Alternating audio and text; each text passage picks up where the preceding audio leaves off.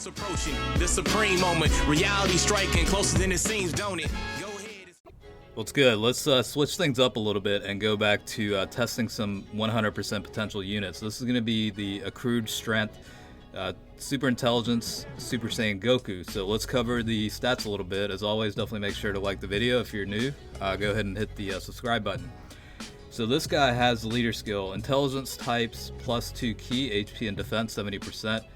Super attack is the instant transmission. Kamehameha will cause supreme damage with a rare chance to stun the enemy.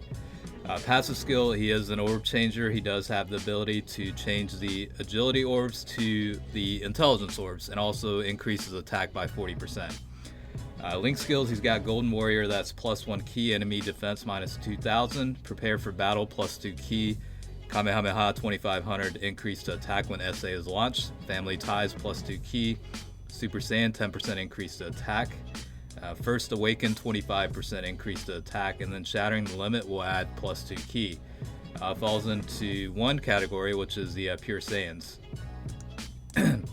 Maxed out, his stats are the following. HP is at 13,929, attack is 13,021, defense is 9,669, 12 key multiplier is 140%.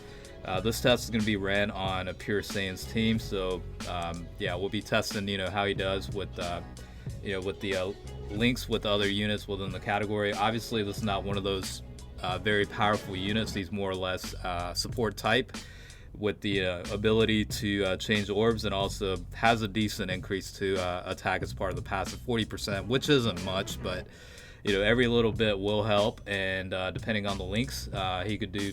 He could certainly do pretty well.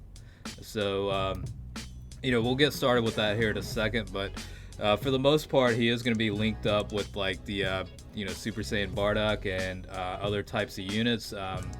Just because of the, the First Awakened link skill, that's 25% increase to attack. So probably one of the biggest ones you'll see. Plus, the Bardock unit does provide an additional 20% increase to attack for allies as part of the passive. So. Overall, this guy's, definitely a decent unit. Again, he's not the most powerful unit or heavy hitter, type deal. But, yeah, I mean, I'm sure a lot of people have dupes of him sitting around. So if you're debating on whether to max him out or invest in orbs or not, hopefully this will give you an idea of what his performance is maxed out. Obviously, it's a server test, so you're looking at the potential level skills maxed out, so a little bit unrealistic there. But if you break it out and isolate them one by one, like let's say level 20 for additional attack, or level 20 for criticals, level 20 for evasion. Obviously, there's quite a bit of an increase there, but if you look at it, it gives you a good estimate as to the effect on each of the levels toward whatever in the potential system.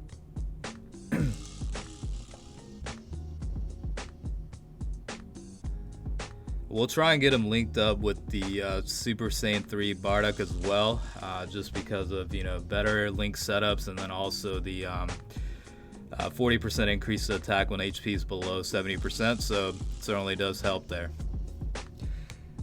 And it was definitely time to take a little bit of a break from Battle Road. I know I've been spamming videos the last couple of days with videos related to that, but hopefully those videos have kind of helped you get an idea of not only what to expect, but also maybe some team building ideas as to how to approach that. Obviously, it's very difficult, especially for free to play type people, but like my deck certainly isn't like fully maxed out rainbow units left and right. Like most of the LRs I have aren't maxed out, so hopefully that gives you a little bit of hope as to being able to clear certain stages within the new SBR stages.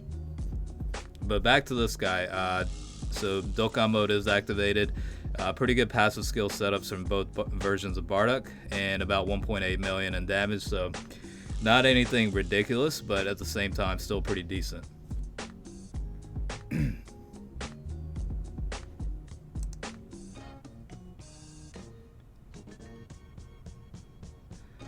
And the rare chance to stun the enemy, I can't remember the exact percentage of that. Maybe it's like 20% or so, but it's not, it's a rare chance. It's not, medium chance or whatnot. So if it was like at least a medium chance, then, it would provide pretty decent benefits, especially for like Battle Road and stuff like that. But, it's difficult to say how effective this guy would actually be on Super Battle Road. With type disadvantage, I mean, hits for about 400,000 with the criticals, so certainly not too bad there, but definitely takes a pretty decent amount in damage. Yeah.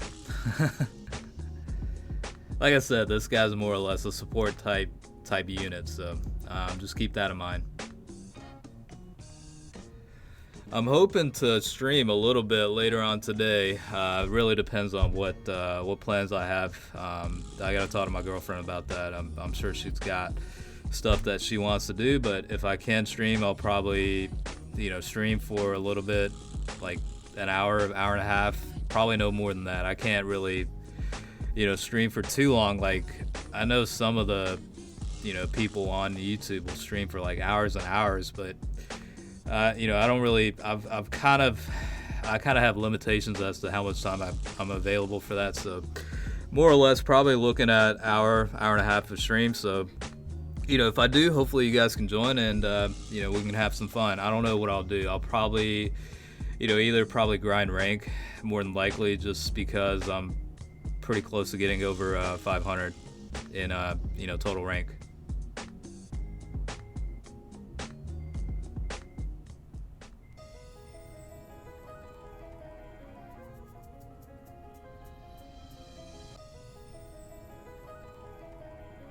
So it looks like Gohan did get stunned there, which is pretty nice. I mean, it could certainly help out. Just again, the frequency is what's questionable. How often will that actually activate?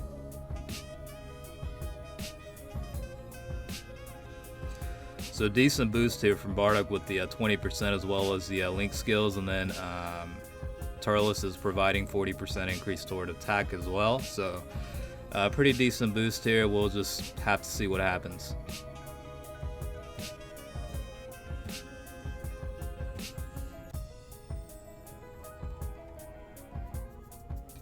So 1.63 million with the critical, so certainly not bad. This is as good as it'll probably get for this type of unit. Again, passive skill only provides a 40% increase to attack, so nowhere close to the top tier level units where they get 120% boost toward attack. So there has to be a certain level of expectations as to what to see from this guy. So again, at the end of the day, this guy's more or less a support unit. I do like the artwork on this guy though. Both versions actually. The UR version, also the TUR version. They're both pretty amazing artwork. I do like it. It looks pretty nice. Alright, in this case, Turles is transformed, so 80% decrease towards super type defense is certainly active, so we'll see how much of that benefit is tacked on. So 427 did stun Vegeta as well.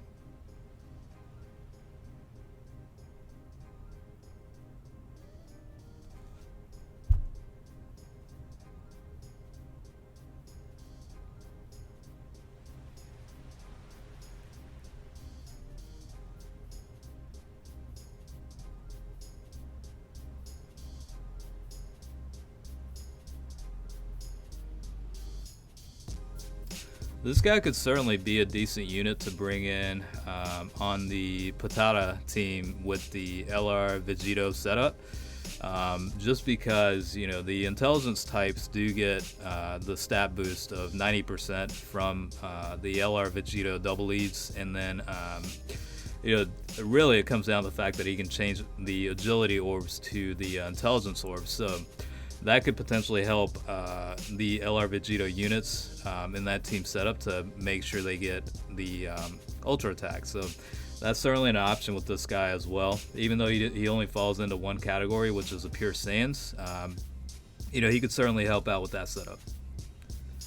But this video was more or less to maximize the potential for the Goku unit, so that's why it's being shown on a Pure Saiyans team.